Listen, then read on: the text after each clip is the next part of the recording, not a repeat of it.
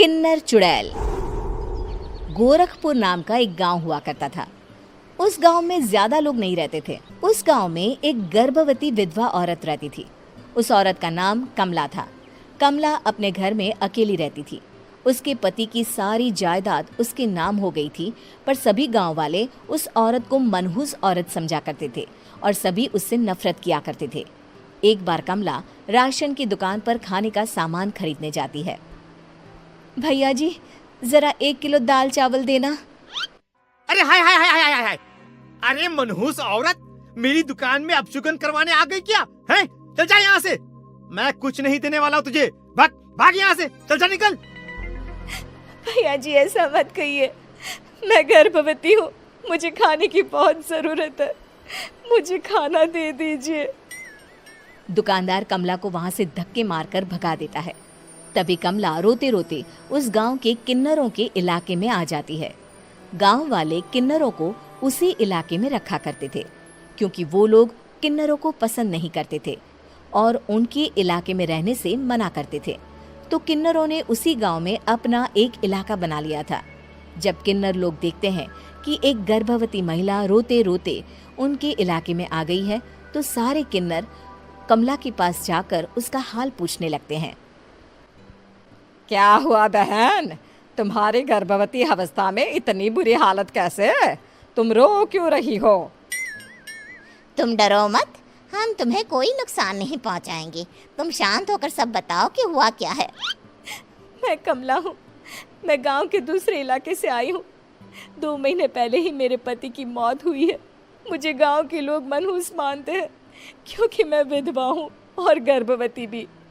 वहाँ के लोग मुझे खाने के लिए कुछ बेचने के लिए भी तैयार नहीं, जिससे मेरा गुजारा नहीं हो रहा था। कोई बात नहीं कमला, हम तुम्हारा ख्याल रखेंगे।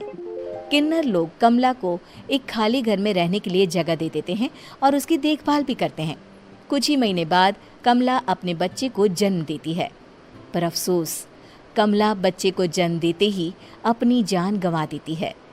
जब सब किन्नर बच्चे को देखते हैं तो बहुत खुश हो जाते हैं, क्योंकि वो बच्चा भी किन्नर ही था।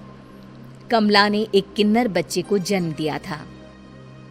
अब इस बच्चे की देखभाल कौन करेगा? हम तो इस बच्चे को गांव के दूसरे इलाके में भी नहीं भेज सकते। और तो क्या हुआ, इस बच्चे की माँ नहीं रही तो हम इसे पालेंगे। अब ये हमारे इलाके में रहेगा, हमारे साथ रहेगा। फिर वो किन्नर उस किन्नर बच्चे को गोद ले लेते हैं, उसका नामकरण कराते हैं। उस किन्नर बच्चे का नाम शक्ति रखा जाता है। देखते ही देखते शक्ति बड़ी होने लगती है। उसके रंग रूप बहुत सुंदर थे। वो बहुत सुंदर किन्नर दिखती है। एक दिन शक्ति एक किन्नर से पूछती है, माँ जी सुनिए ना, ये गांव के दूसरे इलाके में भी तो लोग रहते हैं, तो हम वहाँ क्यों नहीं जाते? हम उनसे अलग क्यों रहते हैं? शक्ति, क्योंकि वो लोग हमारे जैसे नहीं, वो लोग हमें पसंद नहीं करते, इसीलिए हम उनसे अलग रहते हैं।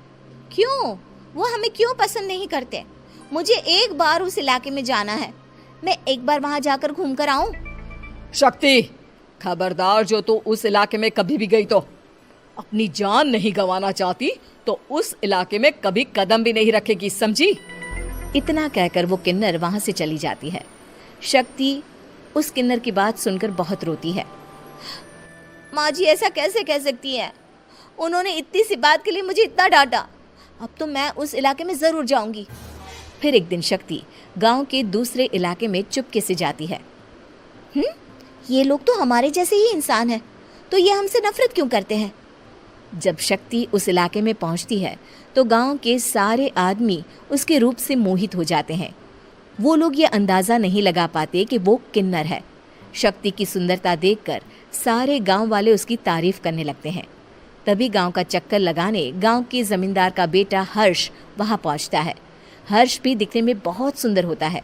जब हर्ष ने शक्ति को देखा तो वो भी उससे मोहित हो गया, और जब शक्ति की नजर हर्ष पर पड़ी तो वो हर्ष को देखकर मोहित हो गई। आपको पहले कभी इस गांव में देखा नहीं। इस गांव में आप नए हैं क्या? जी नहीं, वो मैं बस। तभी शक्ति बोलते बोलते रुक जाती है और मन में सोचने लगती है, अगर मैंने इनको बता दिया कि मैं दूसरे इलाके से आई हूँ तो वो समझ जाएंगे कि मैं किन्नर हूँ, इसलिए मुझे इनसे झूठ ही बोलना पड़ेगा। शक्ति हर्ष को कहती है, जी हाँ, मैं इस गांव में नई आई हूँ, यहाँ अकेली रहती हूँ। वैसे आप कौन है? आप भी इसी गांव में रहते हैं? जी हाँ, मैं इस गांव के जमींदार का बेटा हूँ।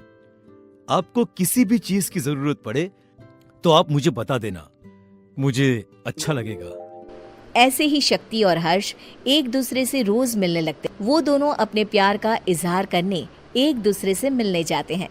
तभी शक्ति का पीछा करते करते एक किन्नर वहां आ जाती है। शक्ति, शक्ति, मैं तुमसे बहुत प्यार करता हूँ। मैं तुमसे शादी करना चाहता हूँ। क्या तुम मुझसे शादी करोगी? हाँ हर्ष, मैं तुमसे शादी करूंगी, पर मैं तुमको अपने बारे में एक सच्चाई बताना चाहती हूँ जो मैंने तुमसे छुपा कर रखी है। तभी उनके बीच में ही वो किन्नर आ जाती है। शक्ति, तेरी हिम्मत कैसे हुई ऐसा करने की?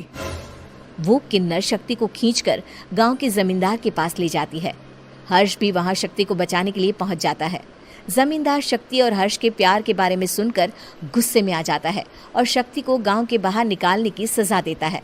शक्ति ये बात सहन नहीं कर पाती और कुएं में कूदकर अपनी जान दे देती है। जमींदार हर्ष की शादी गांव की एक लड़की से करवा देता है, पर हर्ष इस शादी से खुश नहीं होता। शक्ति अपना बदला लेने के लिए मरने के बाद किन्नर चुड़ैल बन जाती है।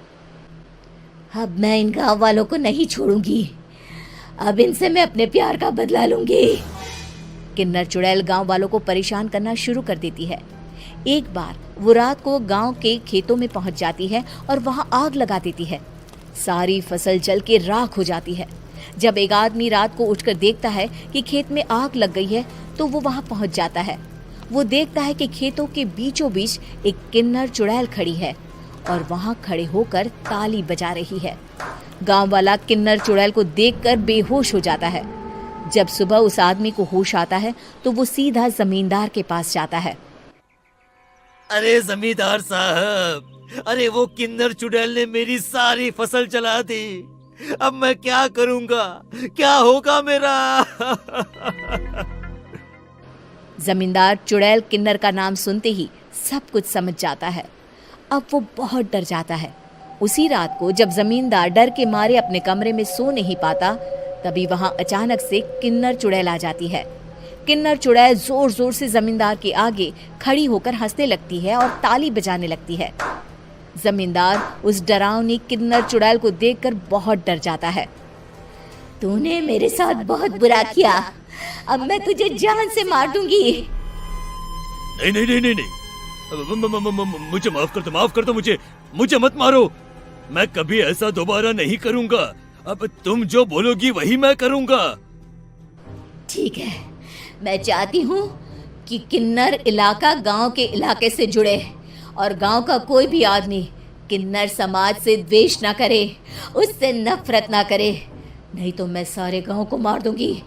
और तुम गांव में एक नया कानून बनाओ कि अगर किसी ने भी किन्नर समाज को हानि पहुंचाने की कोशिश भी करी या इनसे भेदभाव करने की भी कोशिश करी तो उनको कड़ी से कड़ी सजा मिलेगी। हाँ हाँ हाँ हाँ, मैं ऐसा ही करूंगा। तुम जो बोलोगी वो मैं करूंगा, पर मुझे जाने दो प्लीज। तब वो किन्नर चुड़ैल वहां से चली जाती है। गांव का जमींदार किन्नर चुड़ैल का कहा मानते हुए दोनों इलाकों को एक कर देता है और नया कानून भी लागू कर देता है।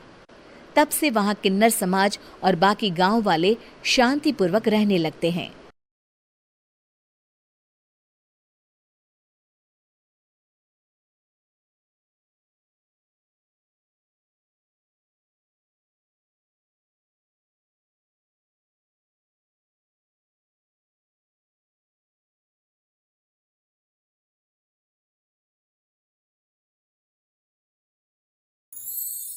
मेधा शुरू से ही पढ़ने में होशियार और मेधावी छात्रा थी। अच्छी पढ़ाई के बाद अच्छा कॉलेज सिलेक्शन और फिर बहुत अच्छी जॉब। तूने तो मेरा नाम रोशन कर दिया मेधा। अरे लेकिन ये जो काम करने का तरीका है ना, इसे बदल ले। 18 घंटे काम करेगी तो कल को बच्चा कैसे संभालेगी? तुम्हारी तरह पागल नहीं हूँ माँ जो बच्चे और परिवार में फंस जाऊँ। मैं तो जिंदगी खुल कर जीऊंगी। सब कहने की बात होती है बेटा, अपने बच्चे का सुख हर कोई चाहता है। वक्त बीतता है और मेधा की शादी हो जाती है। शादी के कुछ सालों में ही मेधा एक सुंदर से बेटे की माँ बन जाती है। अरे यार, मेरी मैटरनिटी लीव खत्म हो रही है, क्या करे? माँ भी नहीं आ सकती, कैसे मैनेज करूँ? ऐसा करते हैं, इसके लिए एक केयर टेकर रख लेते हैं, वो देखा करेगी इसे। मेधा को पति की बात जंच जाती है और वो केयर टेकर की तलाश शुरू कर देती है। एक दिन उन लोगों के घर एक महिला आती है जो दिखने में पढ़ी लिखी लगती है। जी, क्या काम है आपको? मैम, मेरा नाम स्नेहा है। आपका एड देखा केयर टेकर का, क्या मैं आपके यहाँ काम कर सकती हूँ? हाँ, क्यों नहीं, लेकिन आप तो अच्छे घर की लगती हैं, फिर नौकरी क्यों? दरअसल मेरे ससुराल वालों ने मुझे घर से निकाल दिया क्योंकि मैं माँ नहीं बन सकती और माता पिता भी नहीं है इस दुनिया में। तो अरे कोई बात नहीं, तुम लक्ष्य को ही अपना बच्चा समझो और यहीं रहना, और किसी भी चीज की जरूरत हो ना तो बता देना। नेहा खुशी खुशी लक्ष्य को संभालने लगती है। रात को जब मेधा घर पर आती है, अरे क्या बात है स्नेहा, तुमने खाना नहीं खाया क्या? अरे दीदी, आपका बेटा टाइम दे तब ना। अरे तो जब वो सोता है तब खा लिया करो। तब तो मैं इसके पास ही बैठी रहती हूँ। कोई मच्छर या कीड़ा काट ले लक्ष्य को तो अब आप पकड़ो, मैं खाना खा लेती हूँ। स्नेहा वहाँ से चली जाती है। बहुत ही अच्छे से ख्याल रख रही है ये लक्ष्य का। मेधा, इतना तो शायद तुम भी ध्यान नहीं देती। मेधा को पति की बात बुरी तो लगती है, लेकिन कुछ नहीं कहती। धीरे धीरे स्नेहा मेधा और उसके पति के साथ बाहर भी जाने लगी। सुनो, स्नेहा को भी बाजार ले चलते हैं, वो क्या है ना, लक्ष्य को देख लेगी जब तक मैं शॉपिंग कर लूंगी। हाँ चलो, वैसे मैं चाह रहा था कि लक्ष्य को लेकर हम दोनों ही चलते। क्या यार, तुम तो फ्री में इमोशनल हो जाते हो, कितना देख लेंगे हम दोनों मिलकर, ले चलो उसे। कार से निकलकर मेधा और लक्ष्य रोड क्रॉस कर रहे थे कि सामने से कार आ जाती है। मेधा का ध्यान नहीं होता, लेकिन स्नेहा तुरंत लक्ष्य को मेधा से छीन लेती है। मेधा गिर जाती है और कार मेधा को छूकर निकलती है, जिससे मेधा को खून आ जाता है। पति मेधा को हाथ देकर उठाता है। स्नेहा लक्ष्य को लेकर गले लगाई रहती है। थैंक्स स्नेहा, मैंने तो ध्यान ही नहीं दिया था कि कार आ रही है। स्नेहा का गुस्सा मालकिन पर टूट पड़ता है। अरे कैसी माँ है आप, अगर आज कुछ लक्ष्य को हो जाता तो मैं आपको कभी माफ नहीं करती। छोटा सा बच्चा है, उसे चोट लगती है तो पता है कितनी तकलीफ होती है। पति भी स्नेहा को देखने लगता है कि उसे क्या हो गया। मेधा को स्नेहा पर काफी गुस्सा आ जाता है। घर आकर कहती है, देखो स्नेहा, माना तुम लक्ष्य को बहुत प्यार करती हो, लेकिन वो मेरा बेटा है, मैं कभी जानबूझकर उसके साथ बुरा नहीं कर सकती, समझी? मुझे माफ कर दीजिए, मैं लक्ष्य को लेकर कुछ ज्यादा ही सेंसिटिव हो चुकी हूँ। मैं ध्यान रखूंगी कि आगे से ऐसा ना हो। मेधा का मन स्नेहा से अब हटने लगा था। एक शाम मेधा ऑफिस से घर आती है कि लक्ष्य उसे दिखाई नहीं देता और ना ही स्नेहा। वो स्नेहा के कमरे में जाती है जहाँ दोनों सो रहे होते हैं। अरे स्नेहा, लक्ष्य को आज इस कमरे में क्यों सुला दिया? दीदी, मुझे नींद आ रही थी, ऐसे में उसे कमरे में अकेले लिटाना मुझे ठीक नहीं लगा। मेधा बच्चा उठाने लगती है कि स्नेहा टोक देती है। रहने दीजिए ना दीदी, सो रहा है, फालतू में नींद खराब हो जाएगी। मेधा को गुस्सा आ जाता है और वो बच्चा उठाकर वहाँ से चली जाती है। अगले दिन मेधा स्नेहा को बुलाती है, साथ में एक और लड़की खड़ी होती है। स्नेहा, अब तुम अपना कुछ और देख लो, हम लोगों को नई केयर टेकर मिल गई है, तुम इस हफ्ते घर छोड़ देना। स्नेहा का मन लक्ष्य को छोड़ने का नहीं करता, लेकिन नौकरी तो नौकरी होती है ना। स्नेहा घर से चली जाती है। धीरे धीरे महीने और साल बीतते जाते हैं और लक्ष्य एक नौजवान लड़का हो जाता है। लक्ष्य, आज मुझे मंदिर जाना है, ले चलोगे? ठीक है माँ, एक काम करके अभी वापस आता हूँ, तब तक आप और पापा दोनों तैयार हो जाइए। दोनों तैयार होकर बैठ जाते हैं, लेकिन लक्ष्य काफी देर तक नहीं आता। अरे मेधा, फोन तो करो लक्ष्य को, देखो क्या हो गया उसे। मेधा फोन करती है तो पता चलता है कि लक्ष्य का एक्सीडेंट हो गया है और वो सिटी अस्पताल में है। जल्दी चलिए, पता नहीं कैसा होगा मेरा बेटा। अरे चिंता ना करो, सब ठीक होगा, मैं अभी कार निकालता हूँ। दोनों मियाँ बीवी अस्पताल पहुँचते हैं, जहाँ वो लोग देखते हैं कि लक्ष्य बिस्तर पर पड़ा होता है। एक महिला इन्हें यहाँ लेकर आई है, वो वहाँ बैठी है, लेकिन फिलहाल तो आप लोगों को इनके लिए किडनी का प्रबंध करना होगा। एक्सीडेंट में इसकी किडनी डैमेज हो गई है।